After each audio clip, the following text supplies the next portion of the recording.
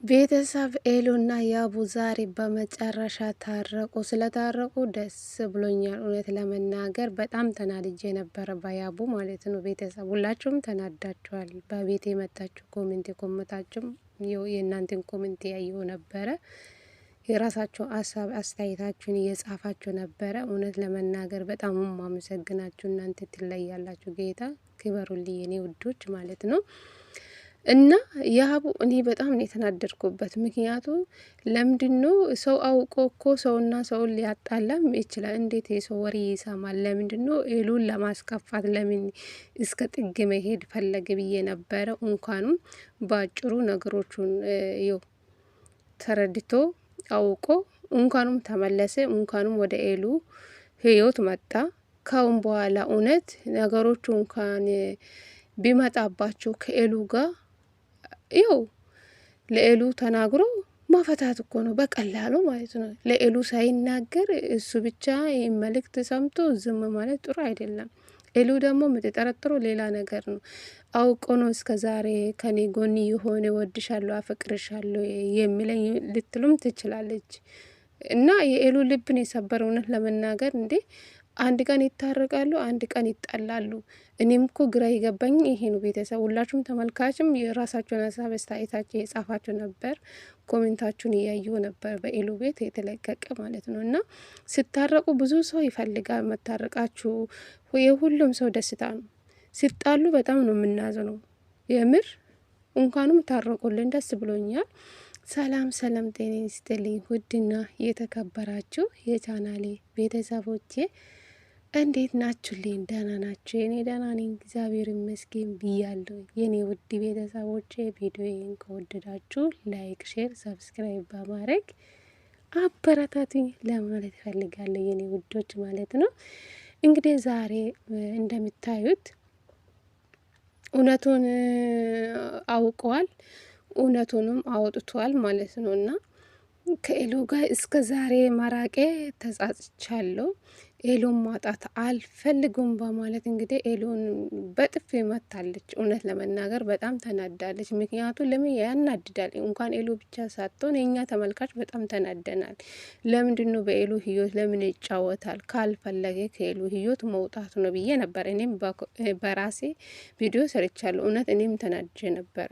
ያናድዳል ነገሩ ማለት ነው። ለኤሉ ሳያስረዳ ወይም ለጓደኞች ምንም ነገር ሳይናገር ይሄን ነገር የሰው ወሬ ሰምቶ፣ የሰው ወሬ እኮ ብዙ ነገርን ያበላሻል፣ ትዳሩን ያበላሻል፣ ብዙ ነገርን ያበላሻል፣ ሰውን ያለያያል የሰው ወሬ ማለት ነው። እና ኤሉን ብቻ ማመን ነው። ያቡ ተነጋግራችሁ እናንተ ናችሁ ማፈታት ያለባችሁ። ግዴታ ሁሉም ነገር በሚዲያ ማመጣት የለባችሁ። ለምንድን ነው የምትታሉ? በፍቅር ነው እንጂ መቀጠል ያለባችሁ። ችግራችሁ እናንተ ናችሁ ማፈታት ያለባችሁ አይደል? እንደ ቤተሰብ እንደ ራሴ እንደዛ ነው። ኤሉ በጣም ነው የተሰበረችው። እውነት በጣም ነው ያዘንኩ። ድጋሚ ሁሉም ሰው ወደ ኤሉ ህይወት እየመጡ ለምንድን ነው በዚህ ልክ የሷን ልብ የሚሰብሩ ብዬ አዝኜ ነበር። እውነት ለመናገር ካሁን በኋላ አልጎዳሹም።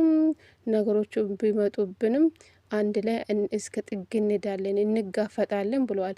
ዛሬ የተናገርከን ቃል ደግሞ እንዳትረሳው፣ ነገም ደግሞ መልሳ ሌላ ነገር እንዳታደርጓ ነው የምፈራው። ያቡ ሁሉም ነገር ላይ በጣም ይናደዳል። የሆነ ተረጋግቶ መውራት አይፈልግም። በቃ የሆነ ነገር ከሰማ ይናደዳል፣ ንዴታማ እና የምሬ ነው ምላችሁ ቤተሰብ በቃ እንደ ሽሮ ትክ ትክ ትክ ትክ ይላል። በቃ እልከኛ ነው ታውቃላችሁ። እና ኤሉ ለምን በጣም ነው ያሳዘነችው። እንደ ጢፉ ያንሳል በደንብ ቤት መታው ብዬ ተመኘው። ልዩ እንግዲህ አይ እኔ እኮ እሱ እንደዚህ እንዳትመጪ አልፈልግም እሰ ያቡ እንኳን አስወጣ። ጥሩ አይደለም። አንቺ እዚህ ስለሆንሽ ነው ነገሮቹ እየተበላሸብኝ። በቃ ውጪልኝ ያላት እኮ ውጪልኝ፣ እኔ አንቺ እዚህ እንዳትቀመጭ አልፈልግም። እኔም እኮ ደስተኛ ነኝ ቤተሰብ። ለምን እንደሆነ ታውቃላችሁ? ልዩ ግዴታ ወደ ሀገሯ መመለስ አለባት። ልዩ እዚህ ሆና እንግዲህ ኤሉ ጋር ከመጣች ብዙ ነገር ካለ ሁሌ ኤሉና ያው እንደተጣሉ፣ ምክንያቱ በመሀላቸው እቺ ልዩም አለች። አይሆኑም፣ ማራራቅ ነው በቃ። እሱም የራሱ ህይወት ጀምሯል አይደለ ከኤሉ ጋር፣ እሷም የራሷ ህይወት መቀጠል ትችላለች። በጣም ደስ አይልም። ስለዚህ ያቡ ትክክለኛ ውሳኔን የወሰነ ብዬ አስባለሁ። ልዩና ኤሉ ናቸው የሚፈልጓት ልዩ ማለት ነው። ስለዚህ ልዑል የሚፈልግ ሌላ ህይወት መቀጠል ይችላል። እሷ ለፍቅረኛም ሊሆንም ይችላል። ጓደኝነት በቃ ተቀራርቦ ሁለቱም ጓደኝነት፣ ትክክለኛ ጓደኝነት አንድ ላይ ቪዲዮ ለመሰራት መሰለኝ ሀሳቡ ልዑል ማለት ነው። ግን ያብ አይፈልግም። ምክንያቱ ጥሩ አይደለም። እዚህ ጋ እሷም ደግሞ እሱም ማየት እኔ እንደዛ ነው በራሴ ቦታ። አሁን ጓደኛዬ ለምን በመጥፎም በጥሩም አሳልፈናል እና እኔም እንደዛ አላደርግም እንደ ራሴ። ምክንያቱ ጓደኛዬ በቃ የራሱን ህይወት ጀምሯል አይደል? እኔም ደግሞ ከሱ ርቄ የራስን ህይወት መጀመር ነው። ልዩ መጀመሪያ ላይ የተናገረችው እሷ ከሱ አጠገቤ መራቅ ነው፣ እኔም የራስን ህይወት መጀመር ፈልጋለሁ ብላ ነበረች። እና ኤሉና ልዑል ናቸው ልጅቷን እያስቀሩ። ልዑል ደግሞ ልጅቷን ልዩን ይፈልጋታል ይመስለኛ። ቪዲዮ አንድ ላይ እየሰሩ ከዛ ለጓደኝነት ነው መሰለኝ የፈለገ። ግን ያቡ ደስተኛ አልነበረም። ምክንያቱም አስፈላጊ አይደለም። ስለዚህ ሂጂ ብዬሽ ነበረ እኮ አንቺ እዚህ ስለሆንሽ ብዙ ነገሮቹ ተበላሽቶብኛል እያለ ነበረ አስወጥቷት። እንግዲህ እነ ልዑልም ወጡ፣ ኪራም ወጣ፣ ኤሉና ያቡ ቀሩ በመጨረሻ ማለት ነው። ሶስተኛ ሰው አያስፈልገው። ነገሮቹ የሆነ ነገር ሲፈጠር ሌሎቹን አጥሩ። በቃ ኤሉና ያብ ፊቱ በቃ ነገሮቹን በሚዲያ እንዳታሳዩ። በቃ ፍቅራችሁን ቀጥሉ። የፈለገ ሰው ወደ እናንተ ህይወት ቢመጣ ሁለታችሁ ተጋፍጣችሁ ነው ነገሮቹን መፈታት ያለባችሁ እንጂ ሁሉም ነገር በቃ ሶስተኛ አራተኛ ሰው አታስገቡ በትዳራችሁ። በተጣላችሁ ልክ ሁሉም ነገር እየሰፋ ነው የሚሄደው። ስለዚህ ያቡ መስተካከል አለበት ብዬ አስባለሁ። ነገሮቹን ብቻ መፈታት የለበት። እስከ ሳምንት ከቆየ እንዳልከው እስከ ሳምንት ከቆየ ኤሉን ልታጣም ትችላለህ። ግን ኤሉን በደንብ ያዛት።